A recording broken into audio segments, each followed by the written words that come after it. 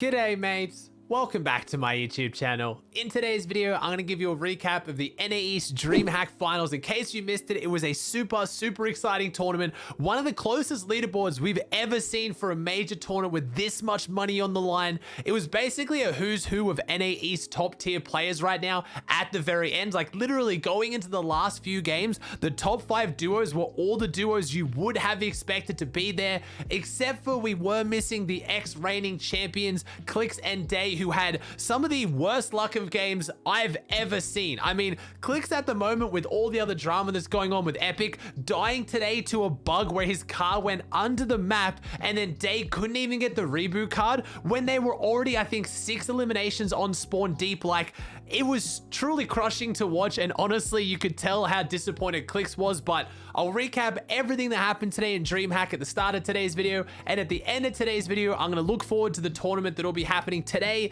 As of you watching this video, I'm going to break down the EU drop spot map, who are the big pros, where are they dropping, because we've got a few drop spots that are heavily contested by big names, and we got a few drop spots I'm surprised to see no one having claimed just yet. But also, in case you guys want to watch these tournaments, I'm actually going to be waking up at 2 a.m. my time to go live for the EU Dreamhack finals. So please swing by my Twitch channels, twitch.tv/Aussie Antics. I'll be doing a viewing party, either watching streams or watching replay mode, depending on how many perspectives we actually have. It kicks off at 1 p.m. Eastern Standard Time, whatever that time is in the world for you. I'm sorry, I don't know the EU time conversions. It's incredibly early for me, but I'd love to see you there.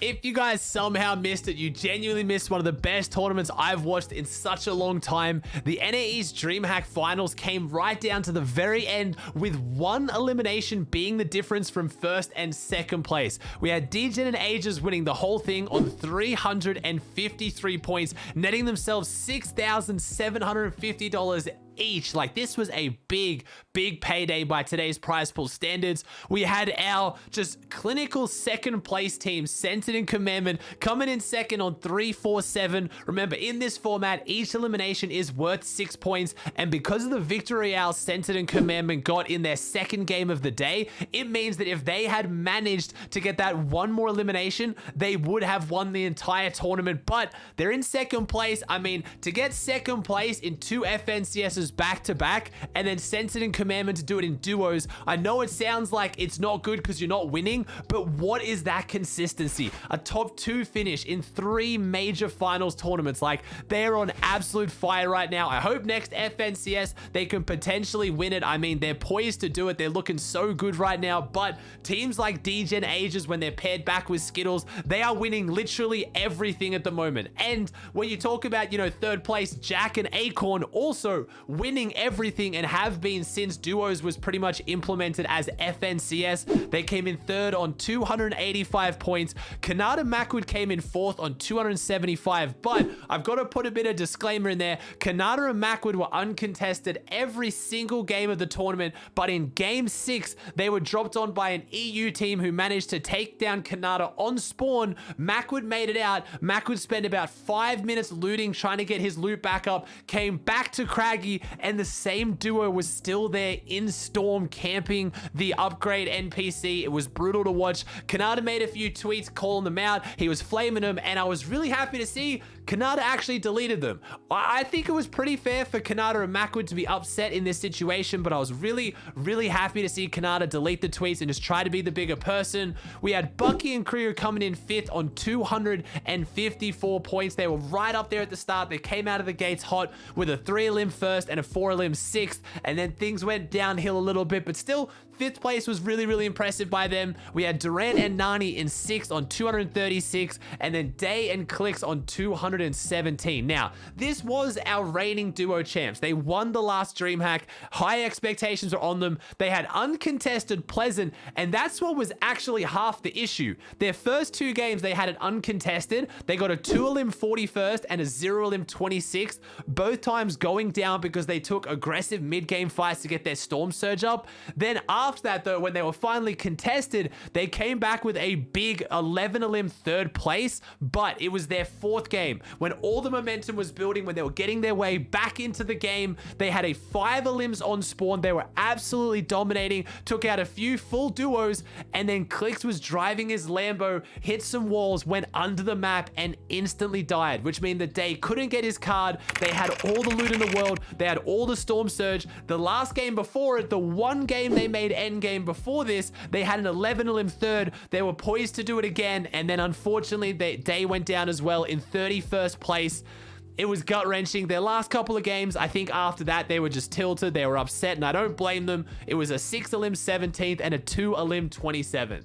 One thing to note from NA East games today, which I think we're going to see in EU as well, was how many teams actually split the major POIs and didn't fight. This isn't trios anymore, so even though there isn't 100% chest spawn, there is quite a lot of loot at a lot of these POIs. We had Tayson and Thomas HD drop at Sweaty Sands on Bizzle and Booger. I saw it round one. I thought, sparks were going to fly. They were going to fight, but they pretty much didn't fight at all throughout the day. Most of the time, just splitting it down the middle, east and west, and rotating out with some of the loot, like I predicted could potentially happen in my video yesterday. The only time they really fought was when either of them landed good shots on each other. Tayson HD got a good headshot bow on Bizzle out of the car. Everyone still flamed Bizzle and said it was his fault somehow, and that was pretty much it. That's the only real times they fought, so I'm fully expecting to see with EU a lot of this to happen. I have made a drop spot map that I'm going to go through now, but just disclaimer, there's a lot of teams here that I think will change and could change their drop spot, and unfortunately, unlike NA, I couldn't get as much information on all the teams, so there are quite a few teams missing, but I've got the big ones, and there's a few points I really want to talk about. The main area you're going to see straight off the bat that we need to talk about is the Orchard split. I'll be very surprised if all three of these teams still go there, but they've all posted on social media despite the other teams having already said they'll go there, so for whatever reason, I guess they think they're going to scare them off, but we have Kami and Paco, Tayson and Thomas HD, and Janice and Sweezy all going Orchard. Now, Kami and Paco posted on social media they were also going to go like the kind of gas station to the north, and they were going to get the Spire and Orchard, but all three teams seem to kind of have that in mind, so I have no clue how that's going to go today. Unfortunately for our NA East champions who did make EU as well, DGen and Ages, this is their usual drop and where they dropped and had so much success from today. So we've already proven that as a duo, you can literally win NA East from this drop spot. DGen and Ages, obviously seeing social media, realized how crazy this looks. I think they want to drop somewhere similar because they know the area well, and I think they want to be a little bit sneaky and maybe a bit cheeky and see if they can get a few limbs or tags on these teams all fighting, because they're going to be dropping at the radio station tower and the triple houses to the north. So if they decide to pull that off, it's going to be very, very interesting to see. I know seeing Kami not go the Kami split is insane, but it's because the two parts of his trio, Seti and Teak, are going Kami split, and they will be going up against Cubex and Kefi, so looking pretty scary for that as well. So I don't know where Kami and Paco are going to go if they pull out of the Orchard split, because I just can't see all three teams going there. I've heard mixed reports about Slurpy Swamps, Acorn and Jack having come third place today. It's their drop spot. They go there all the time. I've never seen them drop anywhere else. If they go Slurpy, they are going to be going up against Toos and Stormy Right, who are also very well known for going Slurpy. Some people have said that Acorn and Jack have talked about dropping on the outskirts, trying to get some of the loot around Slurpy. Again, trying to go for a similar strategy to DGen Ages, dropping near where you normally drop, so you know the rotations, you know the strategy, but not being so I would say arrogant to drop on an EU team who has a ping advantage and knows the area just as well as you. So respect to them for making that decision. Pretty much across the board, the rest of the drops, as far as I know, are uncontested. Like I said, there's so many teams unaccounted for, so don't 100% take my word on that, but as of right now, we have Benji and Savage to be the only team, by the way, massive hats off to them in EU, as far as I'm aware, to make every single Dreamhack finals as a team. So I really want to see them pop off at Lazy Lake. I hope they get it uncontested and can have that huge pop off that I know they can, and really cement themselves as the OG duo in EU. We have Refsguard and Scram at Steamy Stacks, and I know from watching NA today, when they were quadruple contested, there was 4 teams at Steamy. they did not leave. So it does not matter who goes steamy. One thing is for certain I can say right now, Revscard and Scram are going steamy and they're not leaving. I kind of wish they would. I don't understand why so many teams want to go steamy. It's a good drop. It has insane god chest. It has insane loot, but it is always contested and it never works for pretty much any of the teams that go there when they are contested. But they probably know something I don't. We have Hen and Chaffix back at their good old craggy cliffs. They're looking like a big favorite to take out today. Deceptos and Floki at this point do have Pleasant Park uncontested. Forziar and Kezix over at Sweaty Sands, but if I'm looking at Tayson and Thomas HD to go anywhere when Orchard Split goes south, it's gonna be Sweaty Sands. So keep your eye out for that one as well. We have Miro and Quinton saying they're going Bony Burbs. Miro leaving his usual drops of either Dirty Docks or Holly Hedges, because Holly Hedges has Kinzel and Wakey, and Dirty Dock has Pink and Josh.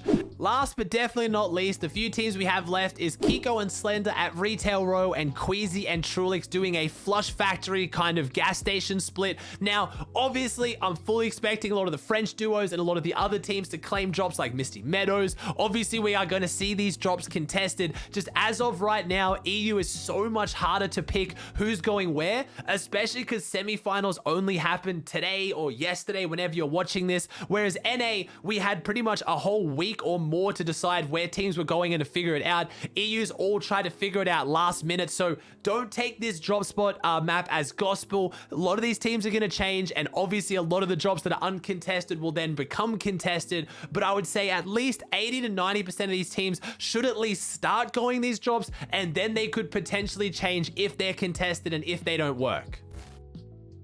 Alright guys, that does it for another video. Make sure you swing by my Twitch channel, twitch.tv/Aussie Antics, to watch how these games unfold. It's going to be super fun. If you haven't already, please chuck a like on the video. Subscribe to the channel by clicking the button down below. Let me know in the comments if there's anything I missed, if there's any teams you're looking out for. Thank you so much for watching. I hope you enjoyed the video, and I'll see you in the next one.